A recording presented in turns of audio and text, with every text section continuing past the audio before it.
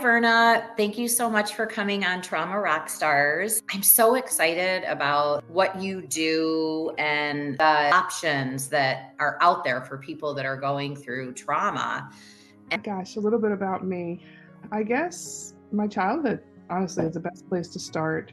I had some really, really interesting spiritual experiences as a child. At what age? Oh gosh, I can remember my father holding me as a baby and having an experience, which Through him or? no, he was holding me. I won't even guess at my age, but I had to be less than 2 years old. Yeah. And I just remember this kind of awareness of language and being held by my father and being fascinated by who these people were and how they were talking. So I don't know. I haven't talked to too many other people who've had similar experiences, but I recognize now that many experiences I had as a child were in fact spiritual in nature. Was this in Italy or here? This took place here in the United States. Okay. My parents were actually, I can tell you exactly where we were standing and where everyone was standing. My father was holding me, my mother was to his right. We were facing dear friends of theirs who were my godparents, and my godmother was in front of my mom, and my godfather was in front of my father. And they were chatting away as we were getting ready to leave their home. Very vivid. I have another very vivid memory. Were these people deceased? No. Okay. No. But okay. I was a baby, you Yeah. know. It's a baby with that kind of awareness. Yeah, and to still remember that now. Yeah. And there was multiple experiences like that, but my very first experience with someone who passed away was, I couldn't have been more than 5, maybe 6 years old. Mm-hmm. And it was the middle of the night, and I was playing with some toys. And a man who was like a grandfather to me, because I never met my paternal grandfather, he had passed away just before my parents married. But his brother, who would have been my great uncle, I'm told we were very close. Mm-hmm. So I have this memory of him and I playing in my bedroom late at night. He tucked me in and said, "Listen, it's late at night. You got to go to bed." We were actually playing tug of war with a toy. What age was this? Oh gosh, maybe 5, 6 years old. Okay, so was he tucking you in for bed, or? I was already in bed. Okay. I was already in bed, but I got up to play. And he told me I needed to get back into bed and go to bed because it was late. It wasn't time to play. But for me, what sticks out is that feeling of, I can still remember to this day that it was like tug of war with a toy. He was trying to take this toy from me, saying, "No, you got to go to bed." There was another incident where I was on a swing, very, very little, and I remember thinking I had nobody to push me, and he appeared, and he pushed me on the swing. Yeah. Well, this is your godfather?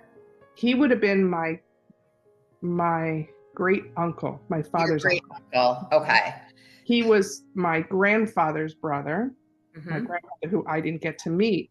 Yeah. My parents told me that, I don't believe he had any children, that he and I were very close. Mm-hmm. And he passed when I was 3 or 4 years old, which I actually, ironically, have no memory of him when he was alive. Right. All my memories of him are when he passed. So as a child, I had numerous encounters. As a teenager, I had numerous encounters. Did it get stronger as you got older? Because a lot of times you hear the opposite, where it gets weaker as you get older. Exactly. It definitely got stronger. Probably because I loved music and art.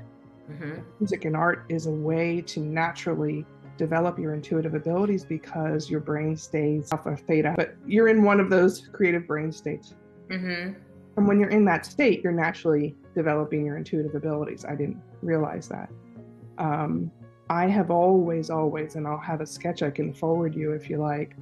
I've always drawn a figure of a woman in blue, which I later came to understand was the Holy Mother. Mm. Um, and when I was in 8th grade, That's so funny you're saying this because my grandmother, Verna's Sicilian, my ancestry Sicilian as well, and she had a pic, always had this beautiful picture of the Blessed Mother in a beautiful blue gown. yeah, since I was a child, Getting because of many of my visions of the deceased, would they be wearing blue? They would have blue eyes in my visions, even though in life they didn't have blue eyes. Blue was always what I saw. yeah. And these visions of this woman, I mean, as a child, as a teenager, as a young adult, I was always drawing these figures in blue, female figures. But it was 7th or 8th grade, one of my dear friends passed away suddenly. He was out running and got hit by a car. It was terrible. Mm. He had to be taken off life support. And it was my first real experience with a passing of someone who was close to me. Mm-hmm.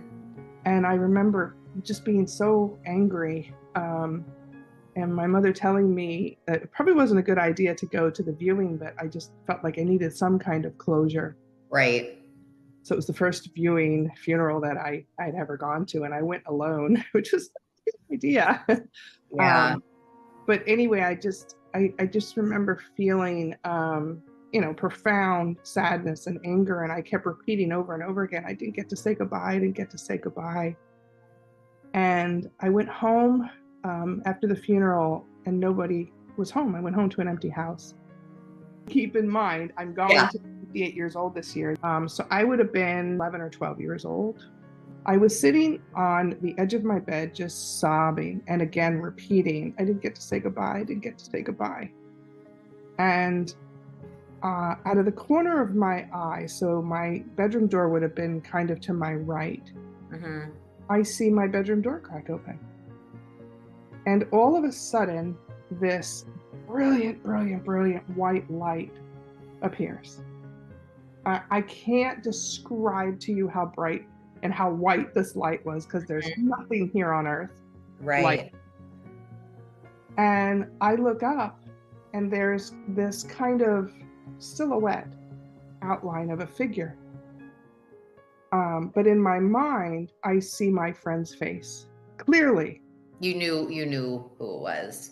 Yeah. So if you're understanding what I'm saying, my human eyes saw the black silhouette. In my mind, I clearly saw his face. Okay. Very, very hard to explain to someone. I didn't understand at that point I was a medium. I had no idea. So I didn't know why I was seeing it that way here, but Mm-hmm. humanly in front of me was different. And in my mind, I could see he smiled at me.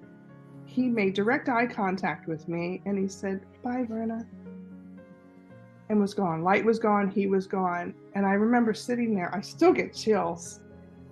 Yeah, I'm getting them. Yeah, I have them from head to toe. Every time I think about it. I knew for sure that it was him. Mm-hmm. And I had this incredible sense of peace come over me, and a knowing that he was okay. Okay. And the only person I shared that with at the time was my mom, and she told me it must have been a dream. I must have fallen asleep and I must have dreamt it. No, it happened. It happened for sure. So again, I had other encounters like that, but I did want to shut it down for a while. I was just going to ask you if you were resilient to it at all, because it's got to be a lot. It was a lot, and I was a devout Catholic at the time. I'm a recovering Catholic now. Oh, but, I know, we're all recovering Catholics. Yeah. But at the time I was devout, and just really wanted to focus on that. So I did. I shut it down for quite a while. The experiences continued to happen. Mm-hmm. And at times my intuition can be alarmingly accurate. Mm. But it was when I had my children years later. They were babies. And John Edward, I don't know if you know who that is. He was a Yeah. popular medium at the time. And interestingly enough, we're the same age. And he came on the scene, and my boy's father, I was giving the kids a bath one night. They were little. And he said to me, "You got to come downstairs and watch this. I think this is what you do." And I became obsessed with John Edward at that point. Mm-hmm. And Was that the first time you thought you weren't alone? Like there's somebody else out there like you? Or what was the... honestly, he made me feel less crazy. What? Did your parents accept like that you have this gift and Not, everything? not No, at first. Not at not at first. first. Okay. I had my aunt, my father's sister, was very, very accepting. She said when I told her, she was funny about it. She said, "It's about time you come out of the closet." "I've known that about you your whole life." And then she went on to tell me other family members who had this gift. Okay. Well, you mentioned my parents, and I think for a while my mom was far more open than my dad, but my dad, I think, is highly intuitive. Mm-hmm. And he had a really, really neat experience when his brother, my uncle, passed away that I can share with you if you want. But my point is, he has since come around, and they're far more open to the conversation. Yeah. So you went through a phase where you were kind of resisting it. Mm-hmm. How long did that last before you were like, okay, I've just got to go in head first? That would have been, let me see, I would have been roughly 12 years old. I had my kids when I was in my late 20s, early 30s. So, say about 16 years. There was a period of 16 years where I just Okay. didn't want to. And then what made you decide I've just got to, go for it? My boy's father, he did. He believed in it. Mm-hmm. He encouraged it, supported it. I got curious about it. I bought every book and every tape that John Edward put out there and watched all his shows. I had no one to mentor me, no one to turn to, because at the time it was just not a thing. And I also did readings for free for like 5 years while I tried to understand it. Am I a psychic? Am I a tarot card reader? And what am I exactly? What is the difference between a medium and a psychic and a tarot? Do you know, like, technically what the difference is? I mean, I can tell you my interpretation. Yeah. A psychic is someone who can tell the future. Okay. Yes. And look, I have psychic experiences. I have had them. Mm-hmm. They're usually through dreams or just an instant knowing.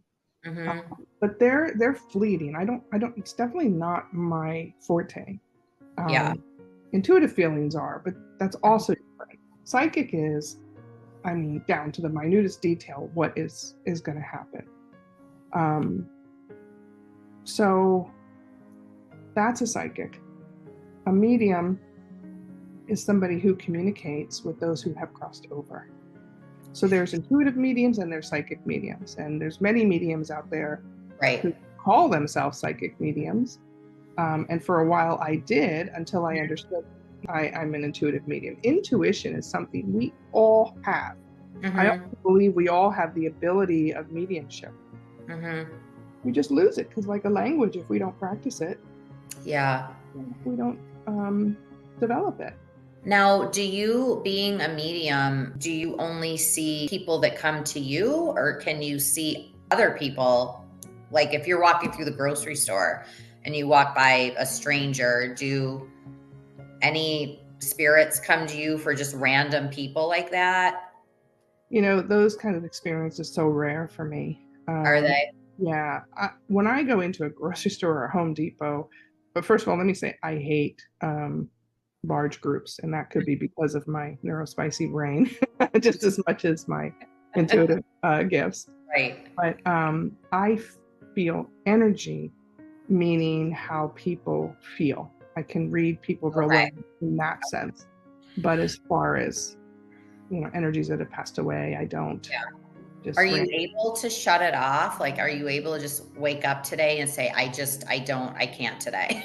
I mean, to a certain degree. I have a funny story for you. I want to say it was about 2 years ago. I needed surgery, and my cousin, who has been one of my, she's like a sister to me, but one of my biggest supporters with this work from day one.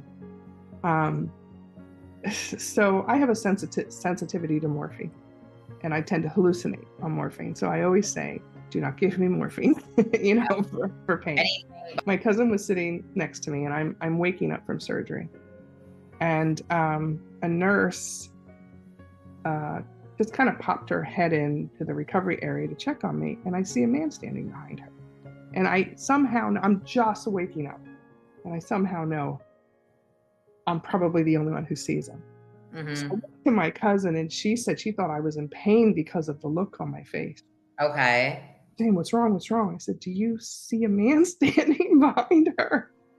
And she says, oh, no. And I'm thinking, oh God, did they give me morphine? Am I hallucinating? Right.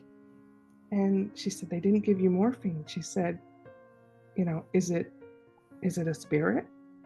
And then he starts to speak to me. And he tells me he's her father. He recently passed away, and he had some messages for her. And This was the nurse? yeah, and he has his hand on her shoulder. How do you navigate this? You're just coming out of anesthesia, waking up in the recovery room. and trying to calm myself because I was upset, thinking I was hallucinating, that they gave me morphine. Yeah. Yeah. And so my cousin handled it beautifully, because she's like, calm down, it's just a spirit, calm down. So she says to the nurse, listen, she's a medium, and if you're open to it, I think she sees somebody for you. And she came right over to me. She says, talk to me, tell me. As soon as I told her that it was her father and what he had to say, I mean, this poor woman lost. She said, I'm telling you, I was just thinking of him. I was just thinking of him. Which is common, because when you have those strong thoughts and feelings, are usually right there with you. Yeah. But to your question, and maybe to your point, I don't normally see them that way or that clearly, Okay. unless I'm in a dream state, or apparently waking up from anesthesia. Right. Because normally for me, the experience is a feeling, and then I see them in my mind's eye, Okay. not like they're standing right in front of me. Yeah. This is really interesting because you said your children's father is the one who really encouraged you to embrace this and everything. So when did I guess explain what else you do now and how this kind of transcended into your practice and Sure. So my life's work has always been mental health. It's my absolute passion, my absolute love. yeah. And I'll never forget my father's response when I told him about the mediumship. So when I approached my parents that I was going to be out there publicly doing this work, my father said to me, you like this work? I said, yes, I do. You make a little money this work? I said, yes, I do. He goes, okay, then we not talk about it. So that was his response, because can you imagine, I went from wanting to be a psychologist to, now I'm publicly out there as a medium. But I did, continue my work in mental health, and have for more than 30 years.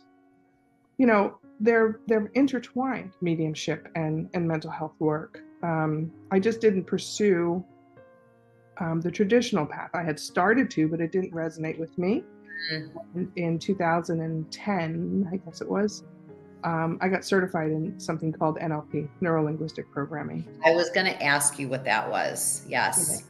And I realized how mediumship and my coaching works together. In fact, A lot of my coaching clients come from my mediumship work.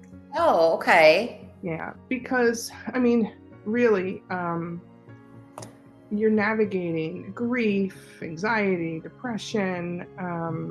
There's so much that comes up when somebody passes away, unhealed trauma. There's a lot. It's a lot that comes up.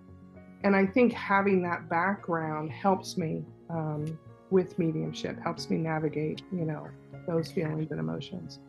That's got to be so like a gift that you're able to have that extra layer, hence the name of your of your business, Layers Coaching, Yeah. which is amazing now that I'm hearing this story with you. I mean, so with this podcast, it's really dedicated to anyone that's been through trauma. And I say trauma has no size. It's not a one size fits all.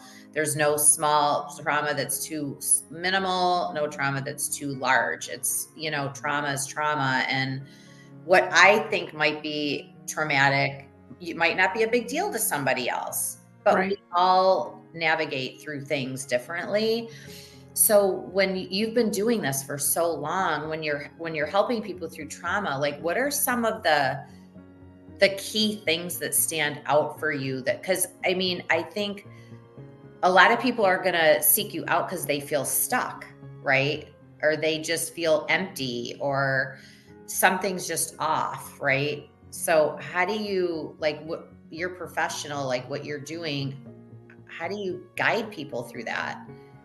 Oh, that's such a great question. One of the reasons why I moved away from traditional psychology, and I'm not knocking it, I'm just saying it didn't resonate with me. I tried it. Yeah. I'm the same. But it just didn't resonate. Right. Anytime that I sat in an office, whether as a student or a patient, I felt it was intimidating in a sense. I felt like someone was sitting in front of me that was nodding their head, but not offering anything useful to me. Number one. Number two, I felt intimidated, and this is my own stuff. Right. Because I felt so broken, and I felt like the person in front of me had it all together. So there was this imbalance, and I didn't feel safe or comfortable enough to open up. If anything, I felt more shame. Is this when you were the patient or when you were treating? When I was the patient and all the student, because, you have to do so many hours in therapy. But when NLP crossed my path, it was a very, very different experience. But and it stands for, what does it stand for again? Neuro-linguistic programming. Neuro-linguistic. Sure. I think the reason why I can be effective with the coaching, but I think because I come to the table with, and I don't mean this in a dysfunctional, enabling type of way, but I come to the table with my own trauma. I meet you on an even plane, and we're all unfolding. I don't have all the answers. I am not fixed or healed. I'm learning right with you. There's no judgment. There's no I don't know. It's just not that imbalance that I felt in traditional psychology. And I think you probably felt that imbalance too, because that wasn't what you were supposed to be doing. Right. It would have just felt right. Because I've tried traditional counseling over the years, and it never worked for me. I know people that have gone and it's done wonders for them. So like you, I'm not putting it down because it just didn't work for me. I just kind of felt like we were talking in circles. I couldn't wait to get out of the room. And you discovered this NLP. Explain at a deeper level That's I it. I'm so passionate about it because it works. So let's break it down. Neuro, brain, linguistic is language. Programming is what happens to us when we believe our thoughts. Okay. So I called my practice, as you pointed out, the layers, because since we were children, we've had all of these things imposed upon us. Think about it. Our name, what clothing we wear, what religion we practice, maybe what career we went into, the roles that we play in life. We've been, mother, daughter, employee. I mean, there's a long list. We have all of these layers imposed upon us to the point where, and that's excluding traumas. I haven't even talked about the traumas, Right. and those layers. And for those of us who learned to mask our whole life because we were never, diagnosed as neurodivergent, that's a whole another package, to unpack. Yeah. So with neurolinguistic programming, we are slowly unpacking those layers. Okay. It's not an overnight magic, magic pill. But it is a lot more effective to me than anything else that's out there. Is it something that, say I come in to see you one day and then patient Mary comes to see you the next day? Is it customized per person?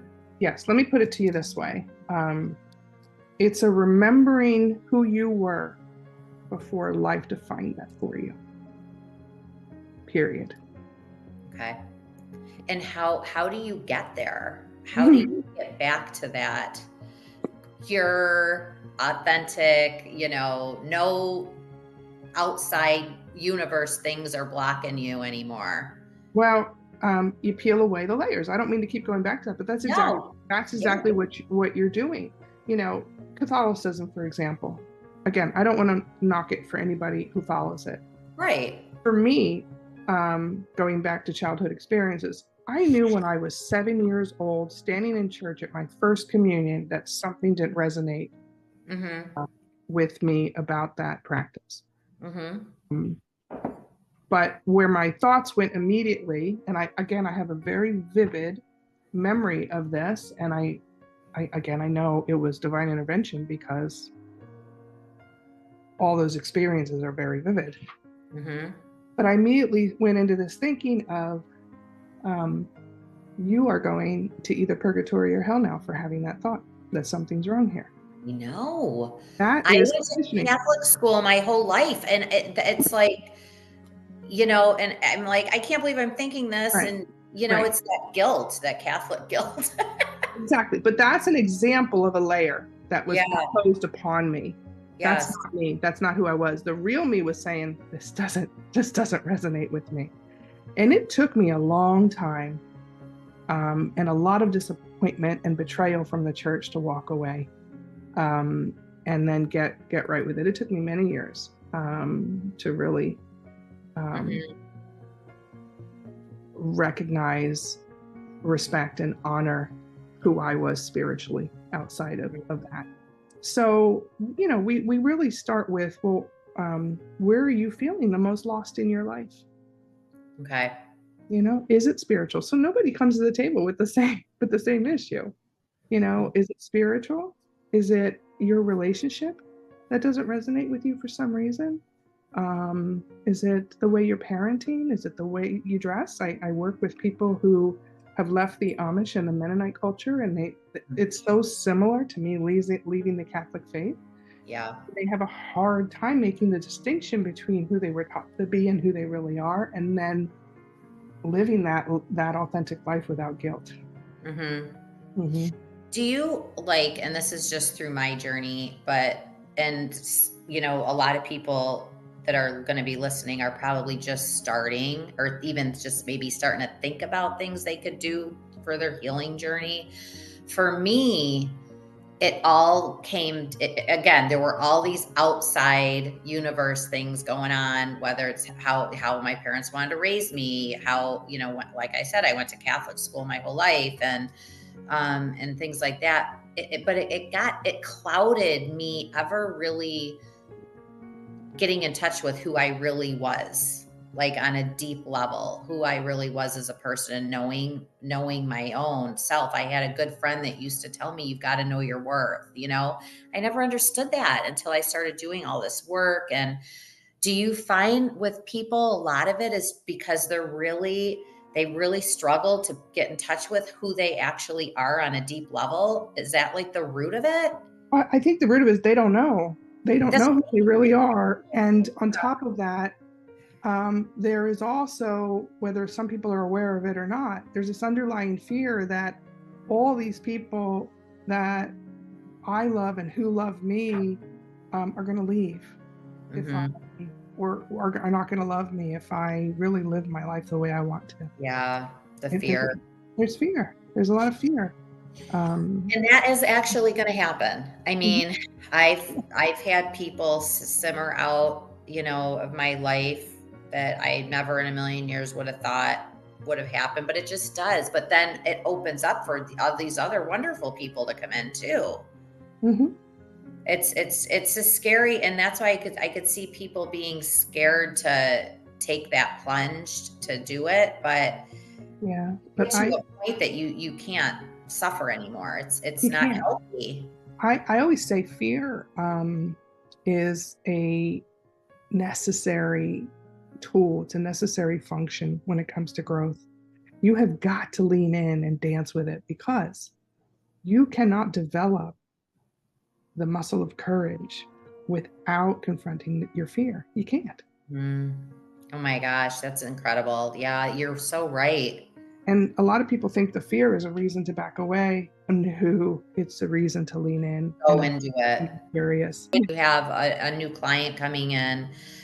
It's, even though that's a huge step for them just to walk through that door, or whether you're doing it Zoom or whatever you're doing, it's a big step for that, because that takes a lot of courage to do that. But there's still got to be so many walls up, Sure. you know, because they're reluctant. Is this going to work? Is this going to help me?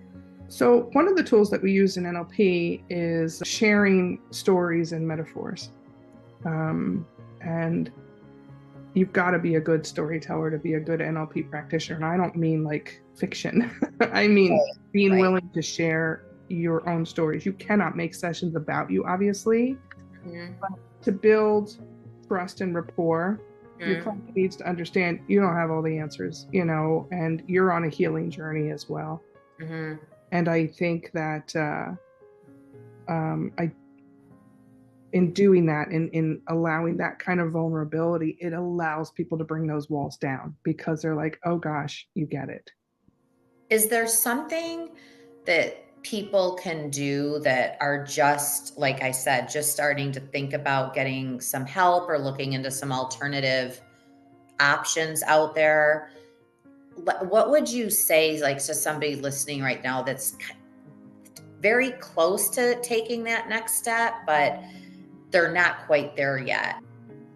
I'd say there's a difference between a fear that keeps you from growing and a fear that keeps you physically safe. And they need to assess what's really going on. Are they in any actual physical danger, or are they just afraid of the unknown? And if they're afraid of the unknown, they need to take the leap, because what's holding them back from healing, from growing, from possibility, fear of leaning into the unknown. Does your spirituality help you get through your own? Can you practice NLP on yourself? Now, I actually turn to other practitioners and therapists, because, you know, it's just, I mean, obviously I have the tools, there's things that I do, but I can't be objective about some things, especially when I get to a place of anger, and I can really, I've been through trauma that just brings a certain amount of anger in me. But I heal a lot, and I hope this doesn't sound as selfish as I think it might. I heal a lot helping others. It wakes me up. It wakes me up to, you know what, here's something you need to address too. Well, and that's why I created this, because Mhm. I want a community where we can heal together and be there for each other. Mhm. Well, there's other options out there for you that can help when you've tried other things that haven't. And no judgment. If you want to go try it NLP, if that's resonating with you, go for it, because you've got proof that this actually does work. It does. Like, for somebody, you probably have had your easiest clients and your more difficult clients. Sure. Do you find there's the big difference between them is that they just are all in and they put that wall down? So I'm going to be blunt. Yeah, no, I'm going to be blunt. My quote unquote easiest clients are the ones who are ready to just do whatever it takes to heal, to grow, and to have, the life that they really want. My most difficult clients are the ones who have gotten very comfortable with being victims. That's the blunt part. And Yeah. they don't want growth. They want to stay stuck in that victimhood so that they can blame all of their failures, and it's a strong word, but just so that they can blame all the negativity in their life on their victimhood, frankly. I'm going to talk about that for a second, because I think there's people that do get in that victim role, like mentality in their mind, because they don't know any different. And I feel like there's might be people stuck in that don't even realize they're stuck in it. How would they dig deeper to be like, oh my gosh, I have been in this victim mode all these years? Because it's probably because they haven't been able to find the support they've needed. I don't know. How do you admit that to yourself? Like, that's got to be a really, really hard thing to do. Yeah, it is a really hard thing to do. I have people who come and say that nothing works for them. And what we usually say is something to the effect of, how about if you just abandon your disbelief long enough to give this a chance? And that's all I ask them to do, is just show up. Just show up. Show up with your resistance. Just show up. Yeah, and let's talk about it. Let's just talk about it. Yeah. I would say I spent a lot of time. Again, I'm just going to be. Yeah, no, I because I'm also a recovering people pleaser. Okay, so something I recognized in me within the last 10 years was my affinity and my attraction, in a sense, to people who were the most difficult. And it would just make me want to pull my hair out. Like, why would I do this to myself? And I realized it was part of my trauma response that, I choose people who are emotionally unavailable. I try to win them over. That's my own trauma. Yeah. What I've come to recognize is I am not here to convince anyone to do anything. If you have to be ready, you have to come to the table ready and willing if you want change, period. Yeah. You don't go to the gym one time and you miraculously have the body that you want. And it's not the gym's fault. It's not the equipment's fault. It's not the trainer's fault. You didn't show up. You didn't show up. It's the same thing for your life. Cannot expect change if you don't do anything different and you don't get uncomfortable. Who's comfortable going to the gym and doing exercises? Yeah. And I dragged my butt to the gym this morning. I didn't want to. I was tired, but But how did you feel after? Honestly, like today, I felt I was proud of myself that I just went and did it, because and I don't think anybody walks out of the gym saying they feel worse. Yeah. And I think like that's interesting because it's your emotional muscle. You bring up a really good point, because when you're stuck in victimhood, and I hope your listeners really pay attention to this part, your brain is always going to talk you out of doing anything that's different, staying stuck in victimhood, because it's been trained to believe that anything different is unsafe, ironically. Right? So this isn't going to work. This is all hippy dippy. This is psychobabble. It didn't work for that person. It starts to give you all the reasons. Think about it. When you have this schedule to go to the gym to do something healthy, you wake up in the morning, you could do this tomorrow. You don't have to do this. Or when you're doing repetitions, you know what? Just do 5. You don't need to do 10. That's that monkey mind trying to talk you out of it. It's the same people who get stuck. And I would say to anyone who deals with that, do it anyway. Do it anyway. It's part of the healing process. If you're scared, do it anyway.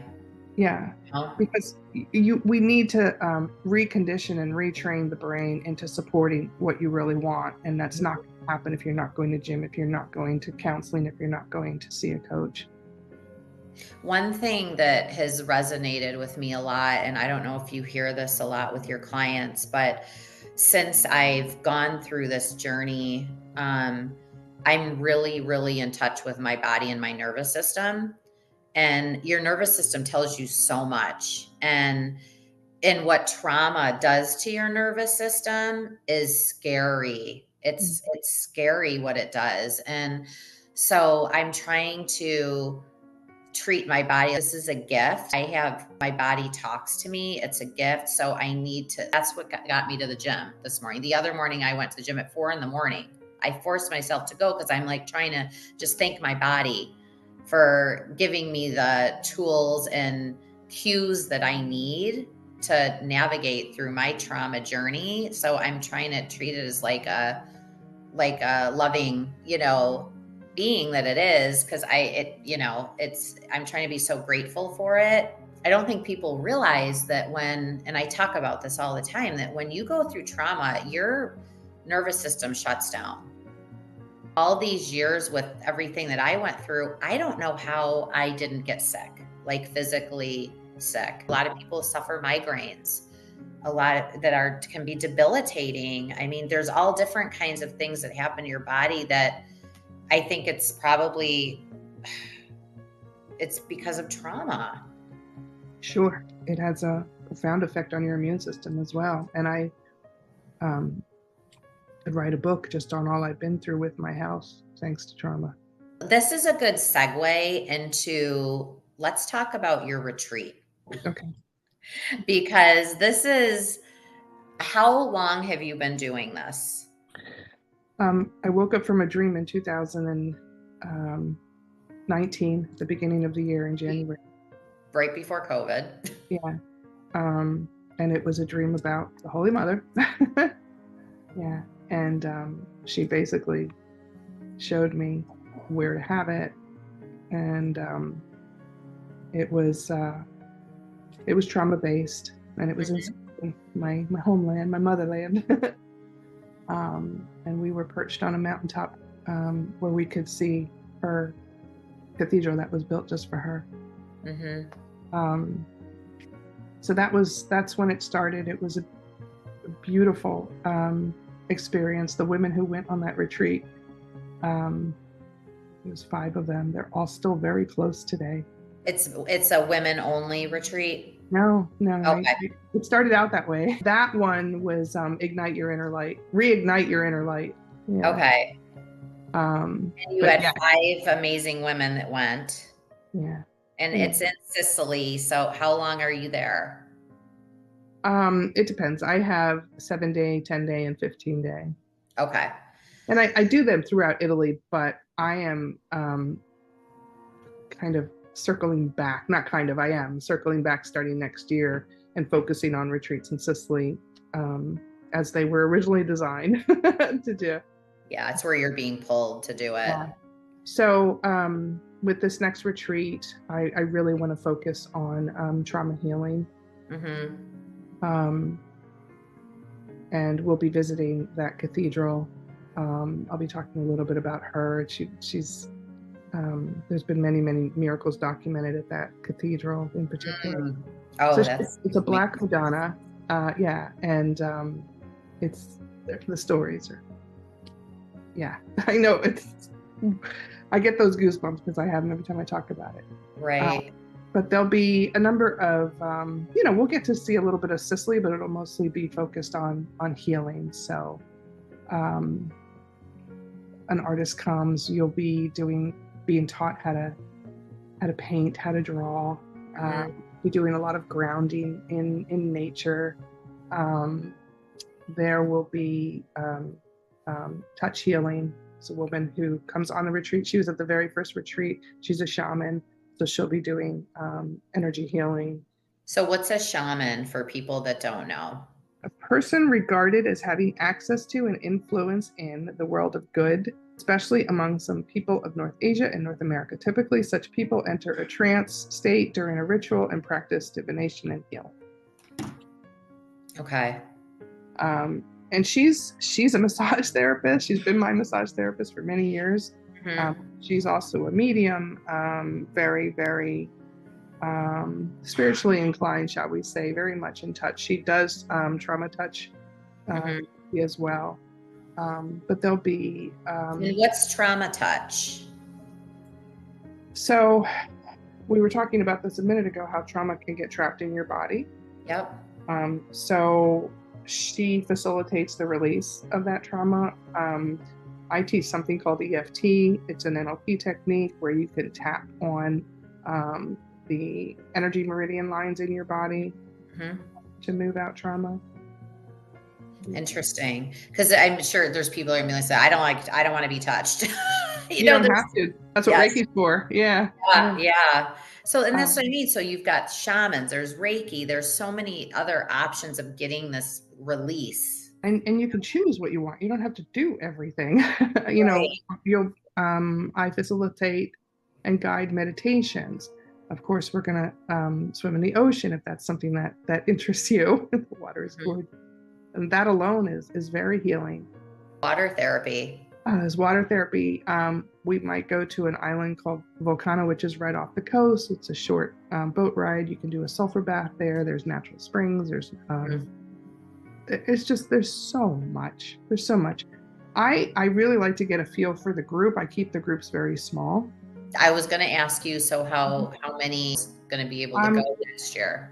I'm comfortable with 10 people max. Okay. And I'll do individual work. We'll do group work. People are always nervous about working in a group, but I always like to establish safety with the group. It's amazing how quickly bonds are formed in the group, especially when everybody comes to the table with trauma and they recognize everybody, needs a sense of safety. I think I forgot your question, but that's that tends to be an obstacle with some people. And I would encourage anybody who's worried about working in a group, that's where you would want to lean in, because the group and that group from 2019, they're a sisterhood now. They support each other. And that's the beauty of these retreats. You come there as strangers, you leave as family. When are you doing it next year? So I'm putting together one in the early spring. At the moment, I don't have all the details for that yet. It'll be on my website soon. My website will come up. It's Verna and Lisa, but layerscoaching.com.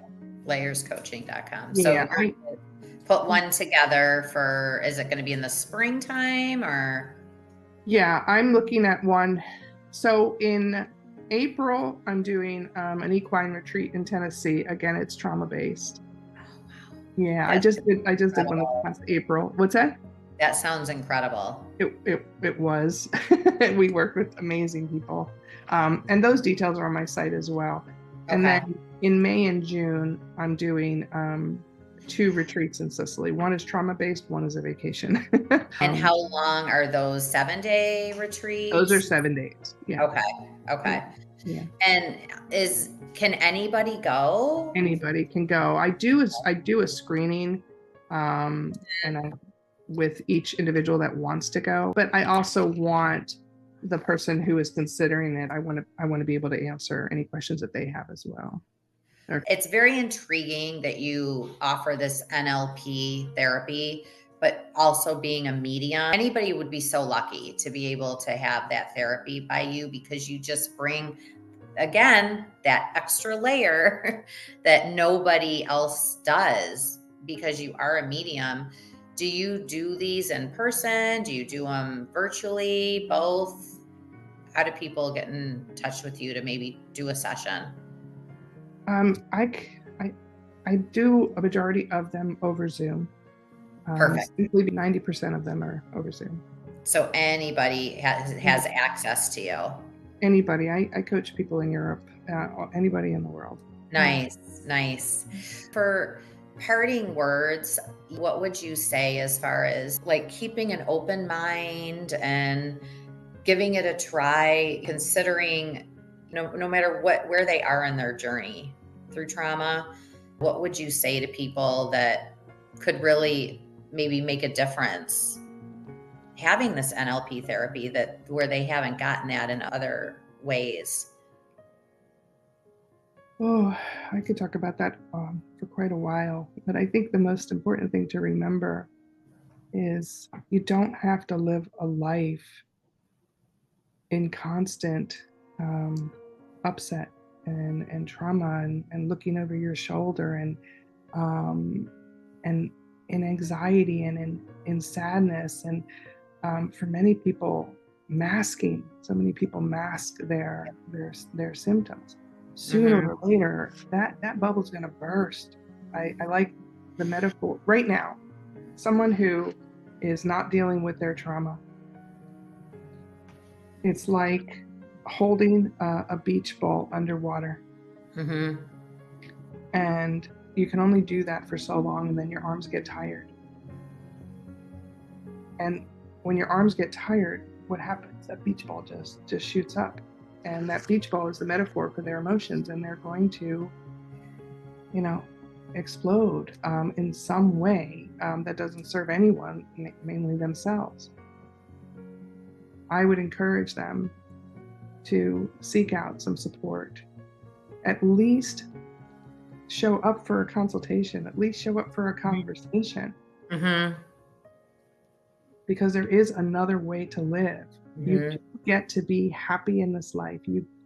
Your life has value. And you don't have to suffer in silence. You don't have to. Yeah. I like that metaphor about the beach ball, because it's just like, and it's exhausting. It's exhausting.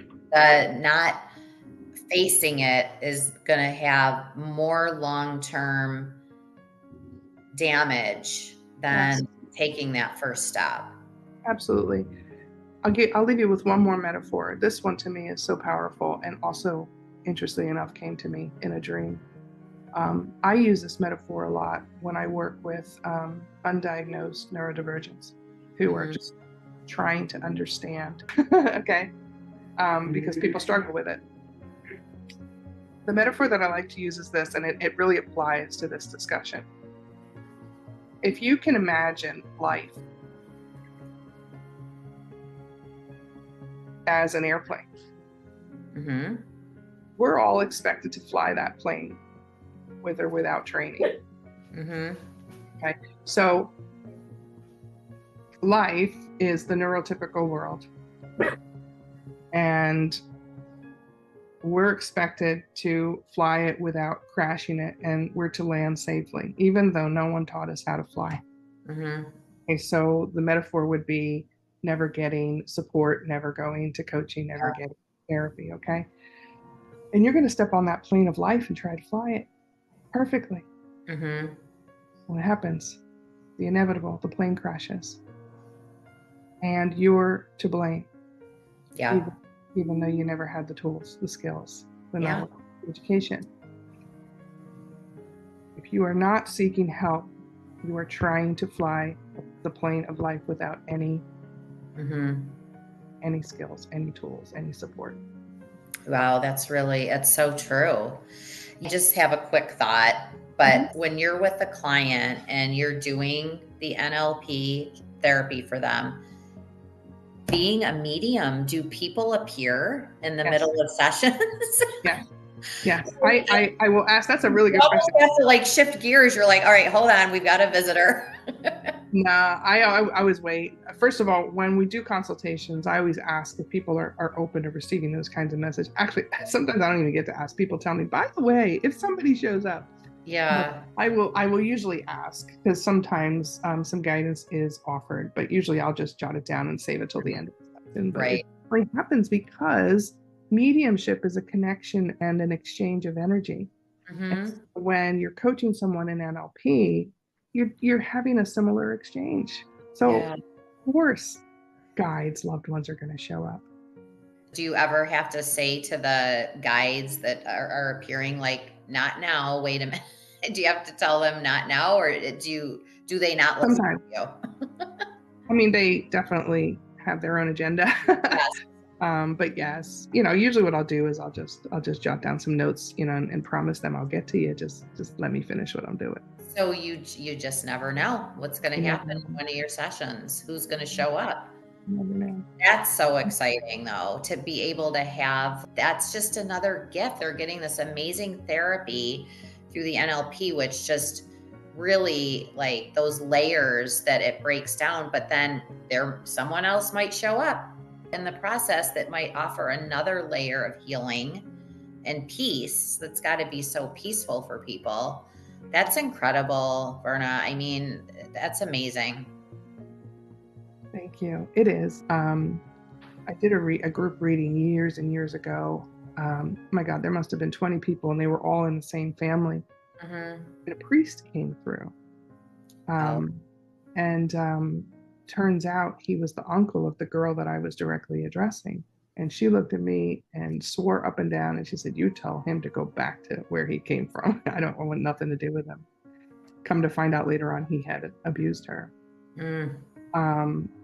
That I think was one of my first experiences with an energy coming through that somebody didn't want to hear from. And then after that, it's like the floodgates opened up, and it was a lesson for me to realize this is part of the healing process. Encourage them to hear out the messages, because usually what they do is they finally acknowledge the pain that they have inflicted on somebody else. They're not looking for forgiveness. They just want to help you in your healing process and acknowledge your pain. Okay. Because that, I would feel like that would be so important. And if I understand, though, too, why people would be reluctant and be like, no, but it's also a missed opportunity. Sure. I mean, I can see it that way, but you got, in that case, as a practitioner, you have to honor your client, because of course, there's no right or wrong, but it's interesting for you to say that they're coming as part of the healing, like to own up to what they did. Sure, because what I know that my client won't always know is that spirit has to go through a life review. So in a life review, they are made to feel absolutely everything, good and bad, that they imposed upon others. So now they know the pain, literally know the pain that they have inflicted on someone else. Wow, that's incredible. If I'm just trying to put myself in somebody's shoes, if I wasn't ready for that, but then it might not appear again. If I wasn't ready for it down the road, it might not happen again to have that opportunity. Well, sometimes I'll have clients come back. You can't dictate how things are going to play out, but I have had clients come back and say, you know what, I didn't allow them to come through. I'm ready now. So, okay. Yeah. And it maybe gives them something to think about. And yeah, that's got to be horrifying, though. I can't even imagine for a client for something like that to happen. But like you said, that's what you're there for. You're there to help them through it. So that's amazing. This has just been, I could talk to you for hours, and I really, so layerscoaching.com, your website, and I will add it, when I post this. That's why when I saw the retreats, I was like, oh, we have to talk about this, because that sounds just incredible for somebody to be able to do that. Thank you so much. Oh, thank you. I didn't even get to thank you. Thank you so much for having me on. Have a great Thank day. you. You too. Bye bye. Content on this podcast revolves around personal life experiences and is meant to serve as a learning tool. I am not a certified therapist or medical expert. This podcast does not offer medical or psychological or professional advice. If you're curious about your mental and physical well being, feel free to reach out to a licensed healthcare professional for assistance.